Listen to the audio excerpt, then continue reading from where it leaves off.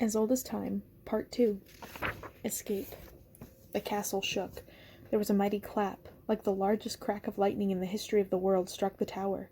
Strange, loud noises erupted from everywhere at once. Somehow familiar, they touched the very core of Belle's soul.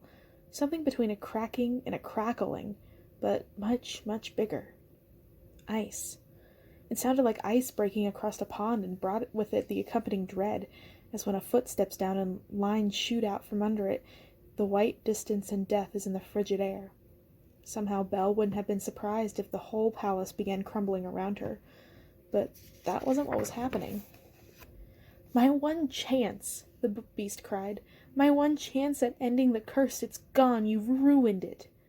She was only half paying attention to him. He was standing still and screaming and not accosting her. More immediate things were happening outside. She ran to the window.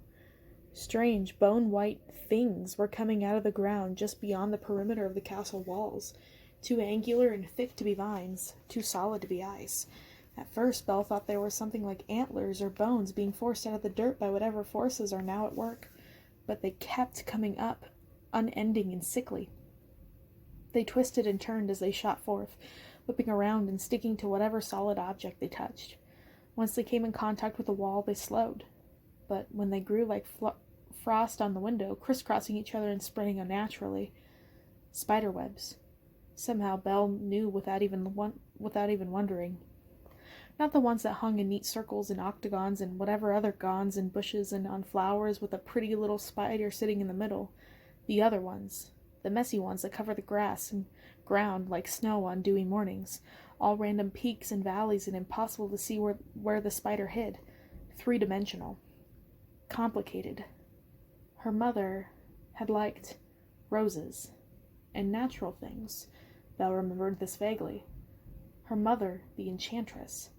It made sense that she had cursed the castle with webs. Belle turned to look at the beast. His eyes were empty of everything except for animal-like anger. There was no spark of intelligence or humanity left in them. He stood on all fours and bellowed madly. Belle was paralyzed for a moment. Then instinct kicked in and she ran, pushing past him and out the door. Without wasting a moment, she looked behind her. She dashed down the steps, 2 and 3 at a time, and raced through the great walls. She had to get out of there.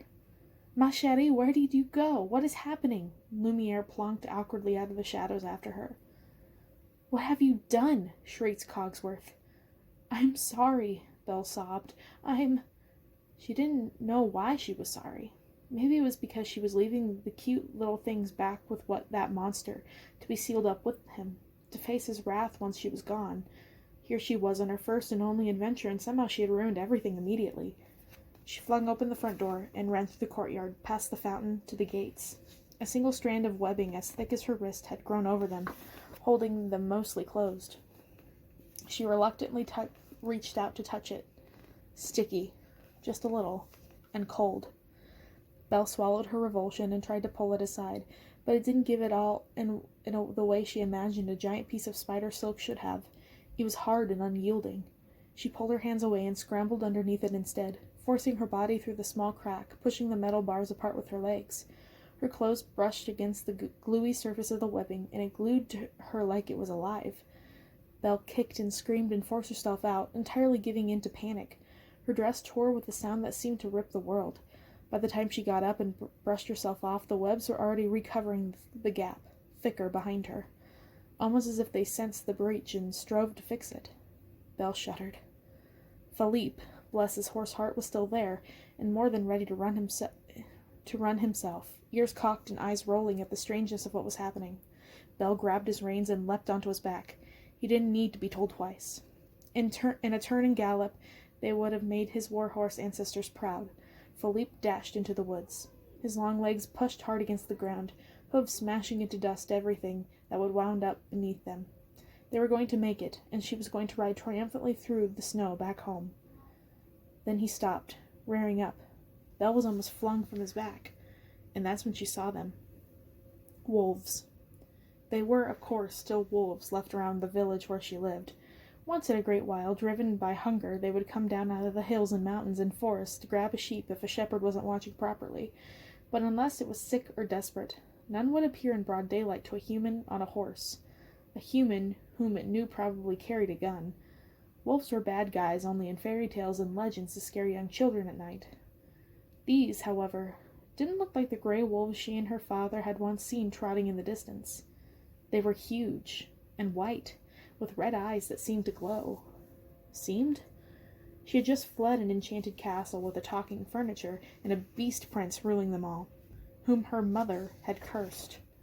These were not normal wolves. They were magic, too. They were trying to stop her from leaving the castle. Belle grabbed the reins and pulled hard, spinning Philippe the other way. The wolves howled and bayed like nightmare creatures as they took off in pursuit.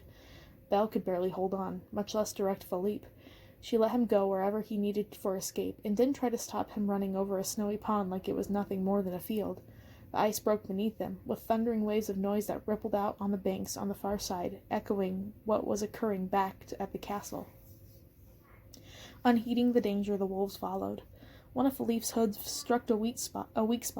A moment later, the horse was floundering in the freezing water, churning his front legs desperately and trying to get back up. But several of the wolves were also caught in the shifting sheets of ice. They had lost at least 2 of their followers to the blackness below. Philippe managed to clamber to the edge of the pond and pull himself out onto solid ground. Belle gritted her teeth as the icy water sloshed in her shoes. She couldn't feel her lower legs. The horse threw himself forward, galloping into the forest again. Belle hunkered down, trying to avoid being knocked off by low branches or clotheslined by vines. They burst into a clearing and saw 3 more wolves already waiting for them there. Surrounded on all sides, Philippe began to panic in earnest, eyes rolling and making terrible shrieking noises. His eyes rolling. He bucked wildly, slashing his hooves at the enemy, forgetting about his rider. Belle flew off his back. The wolves came closer and closer and snapped at his feet and legs. Belle shook her head, which was ringing from her hard landing. Otherwise, nothing seemed to be badly damaged. She dragged herself to her wobbly feet and looked round for anything that could be used as a weapon. A large forked branch lay in the ground nearby. She grabbed it and stood with her back to the panicked horse, trying to fight off the wolves that were closing in. "Stay back," she ordered. I am the daughter of an enchantress." The wolves didn't think much of her declaration. One wolf leapt at her and grabbed the branch on its teeth, pulling it out of her grip. At the same time, another hurled itself onto her chest, knocking her down. Belle rolled away, trying to keep out from under Philippe's deadly hooves. Another wolf stood over her, its slavering mouth inches from her face, its yellow teeth glinting like poison in the moonlight. It snarled and opened wide, ready to tear her into pieces. Belle turned her face aside and covered her head with her hands, waiting for the finished bite. And suddenly, the weight was off her. She peeped through her fingers to look. The beast was there, throwing the wolf he had picked off to her to the side. He roared and howled, louder than the pack. The rest of the wolves left to attack him. One lunged at his leg, another at his shoulder. In movements they were too quick to follow, the beast shifted from 2 feet to 4, shaking the wolves off him like water. But he bled from ugly wounds where they fell away. Belle crawled to safety of a large tree and hid behind its enormous roots. The beast was saving her? He stood for a moment, silhouetted against the moonlight, claws out. They were longer than a bear's and glittered ivory and ruby from raking through the belly of a wolf. Then he was all shadows and blurry movement again, throwing himself among the remaining wolves like a reaver. With yelps that didn't sound properly dog-like at all, the wolves began to sense the battle had turned. The beast grabbed one of the last and flung it against a tree like a sack of apples. There was an ugly, wet-sounding crack as it crumpled to a heap right in front of Belle. She flinched at its closeness. Without a signal or a noise, the wolves admitted defeat and loped into the shadows, disappearing back to whatever they had come from. Belle looked up at the beast, who was on 2 legs now, growling a final warning. His fur was torn, and one ear didn't look quite right. His stance, never normal to begin with, looked more misshapen and awkward than before. There was a small pool of blood forming on the dirt below his right forepaw. He opened his mouth to say something to her, and then slowly, like a falling tree, collapsed at her feet.